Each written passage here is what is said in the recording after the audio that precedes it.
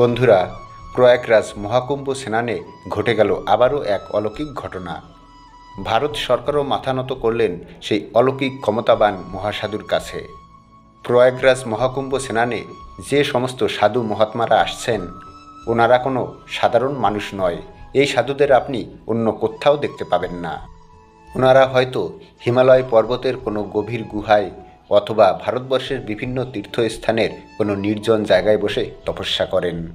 এই সমস্ত সাধুরা 144 বছর পর প্রয়াগরাজের মহাকুম্ভের যে মেলা হচ্ছে, তারা সেই স্নানে অংশগ্রহণ করতে এসেছেন। বন্ধুরা, সেই সাধু কী এমন অলৌকিক ঘটনা দেখালো, যা জানবো আমরা আজকের এই ভিডিওতে। তবে ভিডিওটি শুরু করার আগে আপনার কাছে আমার ছোট্ট একটু অনুরোধ, যদি আপনি আমাদের চ্যানেলে নতুন হয়ে থাকেন তাহলে আমাদের চ্যানেলটি অবশ্যই সাবস্ক্রাইবার করে রাখবেন এবং পাশে থাকা বেল বাটনটিও প্রেস করে রাখবেন। তাহলে আমরা যখনই নতুন কোনো ভিডিও নিয়ে আসব, সবার আগে নোটিফিকেশনের মাধ্যমে আপনার কাছে পৌঁছে যাবে। চলুন তাহলে এবারে শুরু করা যাক।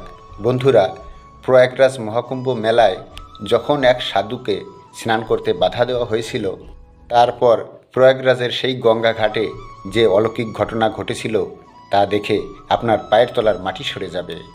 2025 সালে প্রয়াগরাজে সবথেকে বড় মহাকুম্ভ 144 বছর পর প্রতিষ্ঠিত হয়েছে।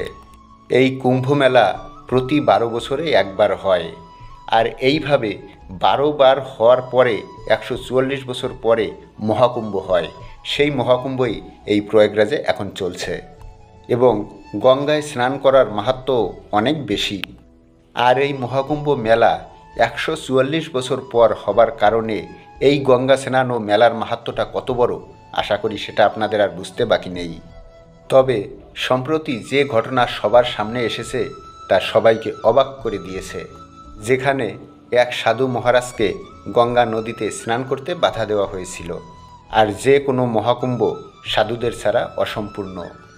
এই স্থান সাধুসন্তদের আগমন এবং তাদের গঙ্গা স্নানের মাধ্যমেই পূর্ণ হয়।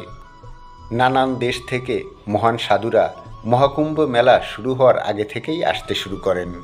এই ঘটনা শুরু হয় মধ্যপ্রদেশের মহেশ্বরে বসবাসকারী রাধারামজি মহারাজের মাধ্যমে। রাধানন্দজি মহারাজ প্রতিদিন ভোর 4টের সময় উঠে ঠান্ডা জলে স্নান করেন এবং ভিক্ষা করার জন্য তিনি বাইরে বেরিয়ে যেতেন। তিনি তার জীবনের জাগতিক সুখ ত্যাগ করে বহু তপস্যা করেছিলেন এবং বহু সিদ্ধি অর্জন করেছিলেন। তিনি মহেশ্বরের ঘাটেই বাস করতেন। যখন তিনি প্রয়াগরাজে মহাকুম্ভের খবর পান, তখন তিনি সেখানে যাবার জন্য বড়ই উৎসাহী হয়েছিলেন। তিনি মহাকুম্ভ মেলার 1 মাস আগে সেখানে পৌঁছাতে চেয়েছিলেন, কারণ সেখানে তিনি আরও 2-3 মাস কাটাতে চেয়েছিলেন। তার মতে মহাকুম্ভ সেই পবিত্র স্থান যেখানে সমস্ত দেবী দেবতারা উপস্থিত হন। সেখানে সাধনা করা, ভগবানের ধ্যান করা খুবই ফলপ্রসূ হয়। পরের দিন সকালে যখন রাধানন্দজি মহারাজ প্রয়াগরাজে পৌঁছান, তখন ভোর 4টে বাজে। তার প্রতিদিন ভোর 4টের সময় স্নান করার অভ্যাস ছিল। তিনি মনে মনে ভাবলেন, কেননা আজ গঙ্গা নদীর পবিত্র জলে স্নান করা যাক। সেই সময় গঙ্গা নদীর জল পবিত্র হয়ে ওঠে, আর এই সময় যে গঙ্গা নদীতে স্নান করে সে পরম পবিত্রতা লাভ করবে।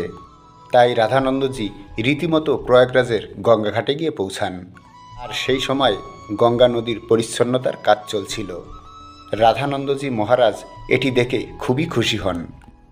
তখন তিনি তার পোশাক খুলে গঙ্গা নদীতে স্নান করার জন্য এগিয়ে যান, কিন্তু সেখানে উপস্থিত পৌরসভার কয়েকজন কর্মকর্তা ওনাকে বাধা দেন। তাদের বক্তব্য ছিল, আপনি এখন এখানে স্নান করতে পারবেন না, কারণ এখানে এখন পরিষ্কার পরিচ্ছন্নতার কাজ চলছে। প্রয়াগরাজে প্রতিদিন রাত্রে গঙ্গা নদী পরিষ্কার করার কাজ করা হয়, যাতে দিন ও সন্ধ্যার সময় যাত্রীদের কোনো অসুবিধা না হয়। রাধানন্দজি মহারাজ খুবই ধৈর্যশীল ছিলেন, তাই পরিষ্কার কর্মীদের তিনি বোঝানোর চেষ্টা করেন যে তাদের কাজ প্রশংসনীয়, কিন্তু প্রতিদিন তার ভোর 4টের সময় স্নান করার একটি অভ্যাস রয়েছে। তাই তিনি বললেন, আজ যখন আমি ভোর 4টে প্রয়াগরাজে পৌঁছেছি, তখন আমি গঙ্গা নদীতে স্নান করবই। আমি একা স্নান করলে তোমাদের কোনো অসুবিধা হবে না, আর আমারও কোনো অসুবিধা হবে না। কিন্তু সেই কর্মকর্তা হঠাৎ রাগান্বিত হয়ে বলল, আপনাকে এই সময় কেন স্নান করতে হবে? পুরো দিন পড়ে আছে। এখানে কি আপনি অন্য কাউকে স্নান করতে দেখছেন? আর আপনার কি এত শক্তি আছে যে এই ঠান্ডা জলে ভোর 4টের সময় আপনি গঙ্গা নদীতে স্নান করবেন? আপনি কথা বলা বন্ধ করুন এবং এখান থেকে চলে যান। তখনও পর্যন্ত রাধানন্দজি মহারাজ খুবই বিনয় ছিলেন, কিন্তু সেই কর্মকর্তার অপশব্দ শুনে তিনি খুবই কষ্ট পেলেন। তার মতে গঙ্গা নদী কারো একার নয়, মাতা গঙ্গা শ্রীকৃষ্ণের চরণ থেকে উৎপত্তি হয়েছেন। এটি সবসময় মহাদেবের জটা থেকে প্রবাহিত হয়, যেখানে প্রত্যেকেরই তাদের পাপ ধোয়ার অধিকার আছে, আর এর জন্য কোনো নির্দিষ্ট কোনো সময় থাকতে পারে না। তারপর রাধানন্দজি মহারাজ সেই কর্মকর্তাকে আর কিছু না বলে তিনি তখন গঙ্গা ঘাটে ধ্যানে বসে গেলেন। সবাই বুঝে নিয়েছিল তিনি বুঝেছেন, তাই তিনি পিছু হেঁটেছেন। কিন্তু তাদের এই ভাবনাটা যে কত বড় ভুল ছিল তা এক্ষুনি প্রমাণিত হয়ে যাবে, কারণ এরপরই ঘটতে চলেছে সেই অলৌকিক ঘটনা, যা সেখানে থাকা সেই কর্মকর্তারা কখনো স্বপ্নেও ভাবতে পারেনি।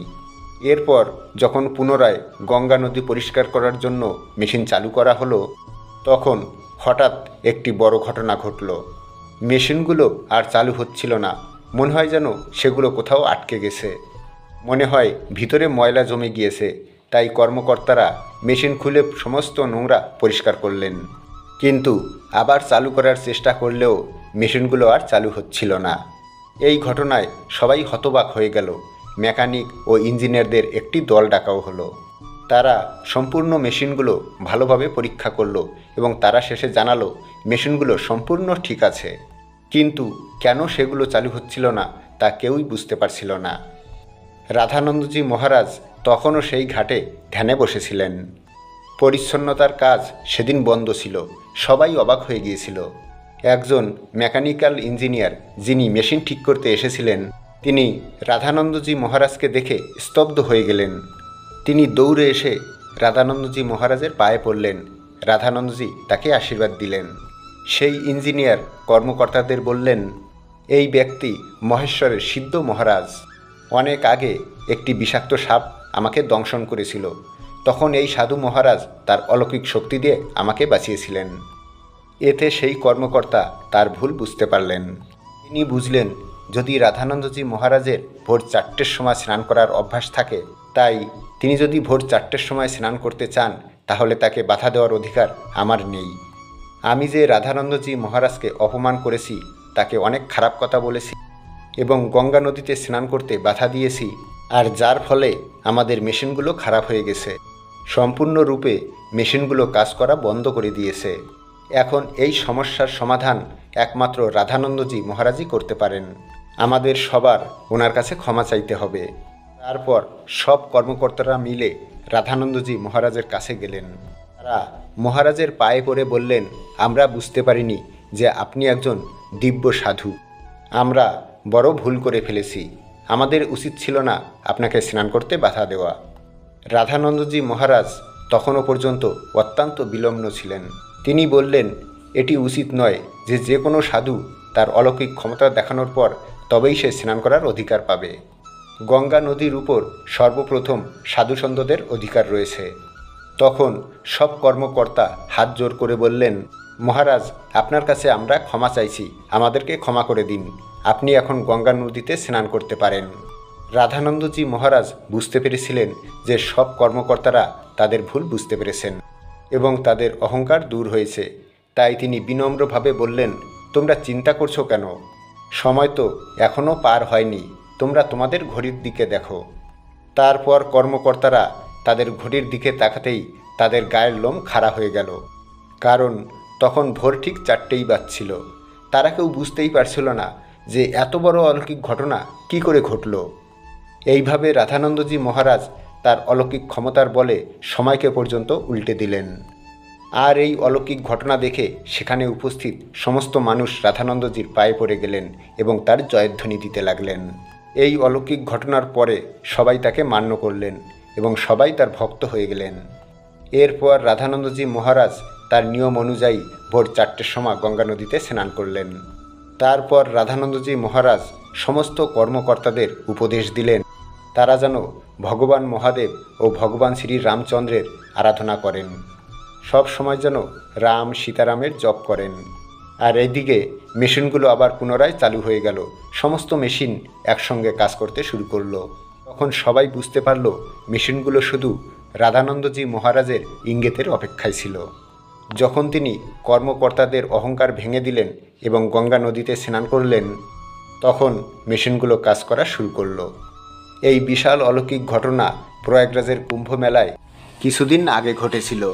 বন্ধুরা, এটি সাধুসন্তদের ভূমি, তাই এখানে সাধুসন্তদের কখনোই অপমান করা যায় না বা তাদের কখনোই ছোট করে দেখা যায় না। এই দেশের প্রতিটি সাধু কিছু না কিছু করে দেশকে সমৃদ্ধ করেন এবং ভক্তদের আধ্যাত্মিকতার পথে নিয়ে যান। তাই কখনোই তাদের অপমান করা উচিত নয় এবং ছোট করা দেখা উচিত নয়। বন্ধুরা, এই ঘটনা নিয়ে আপনাদের মতামত কি অবশ্যই কমেন্ট বক্সে লিখে জানাবেন। আর ভিডিওটি ভালো লাগলে অবশ্যই একটা লাইক করে দেবেন এবং শেয়ার করে দেবেন আপনার আত্মীয় পরিজনের মধ্যে, যাতে তারাও কুম্ভ মেলার এই অলৌকিক ঘটনা সম্পর্কে জানতে পারে। দেখা হচ্ছে তাহলে আবারও কোনো একটি নতুন ভিডিওর সঙ্গে। ততক্ষণ আপনারা আপনার ঈশ্বরের সঙ্গে, আপনার পরিবারের সঙ্গে সর্বদা হাসতে থাকুন, খেলতে থাকুন। হরে কৃষ্ণ, রাধে রাধে।